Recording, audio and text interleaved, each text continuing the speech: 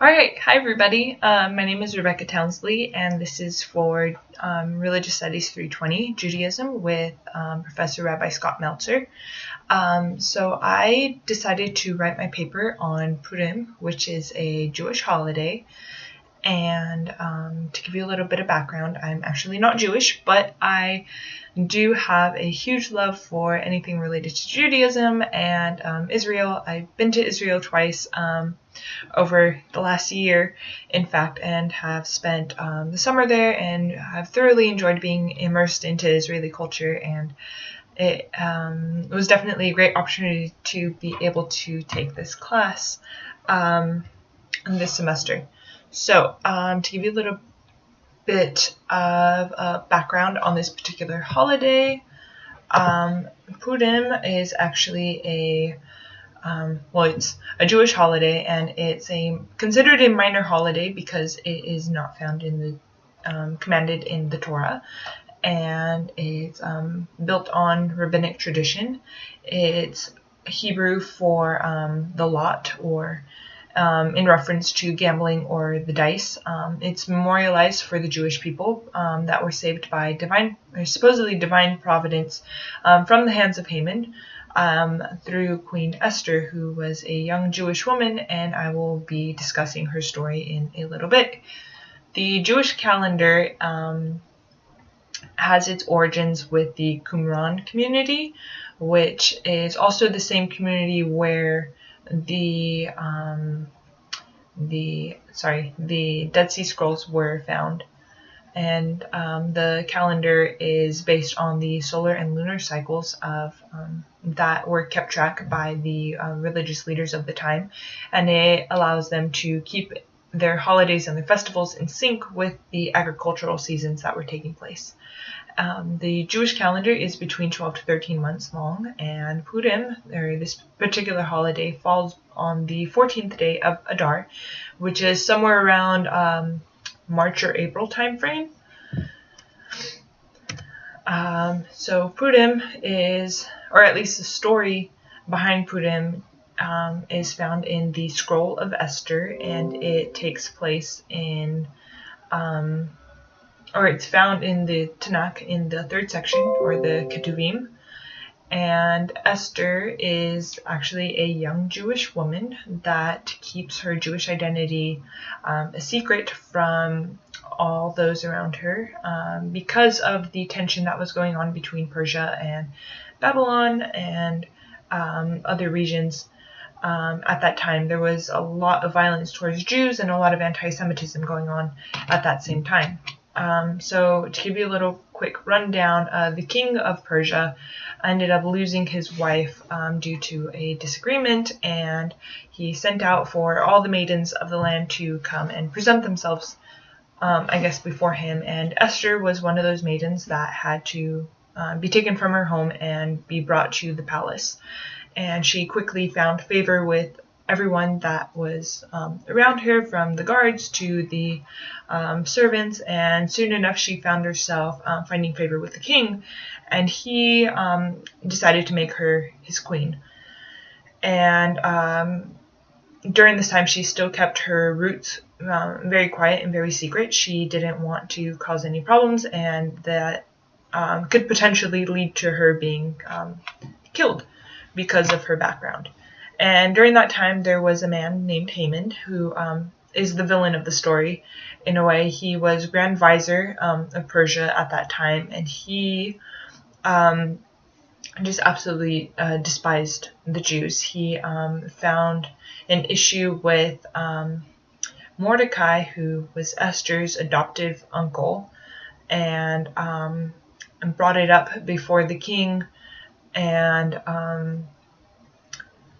Haman wanted to, kill Mordecai, as well as the Jews of Susa, or the area there at that time. And Esther heard about this and came to Mordecai to warn him and to warn the people, and she asked them to be in a time of prayer and of fasting so that she could get the opportunity to approach the king at that time.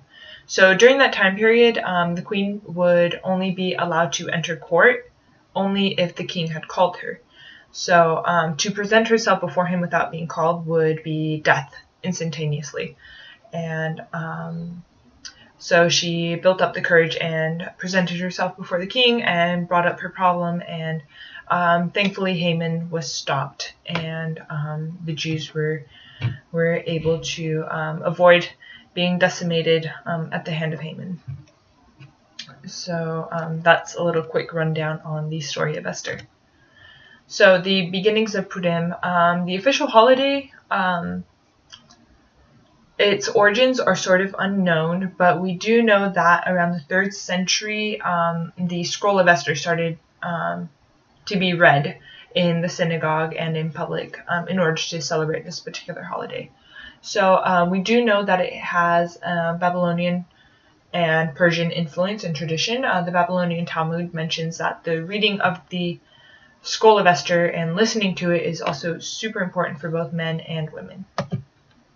Because at that time, it was a little tricky for women to be able to be involved in the synagogue. There was a lot of dispute and discussion in regards to what women's roles should be. So there are 4 main traditions that come along with the holiday of Purim. You've got the ceremonial reading of the Book of Esther, which is done in the synagogue and can be done anywhere else. You have the partaking of a festive meal, and which is to break the fast of Esther, the fast that I talk about where they were praying and trying to seek salvation for the Jewish people from the hand of Haman. So the feast is basically just to break the fast that people will be doing. There's also the exchanging of food and gifts, and lots of food is always sent out to friends and family in the region.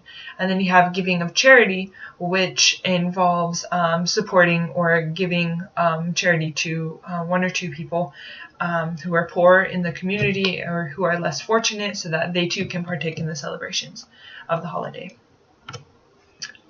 So parties are a huge thing in Israel, if you didn't know that. So Purim is a sobering reminder of what the Jewish people have been through, but it's also a time of lightheartedness and of levity, and people are out in the streets celebrating.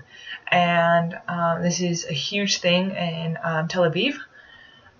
And people from all over the world come to celebrate. There are parades and people wearing costumes. And the costumes are actually interesting because it's used to disguise yourself from your friends and your family. And it's sort of a nod of respect to how Esther hid her true self from Haman and the king of Persia.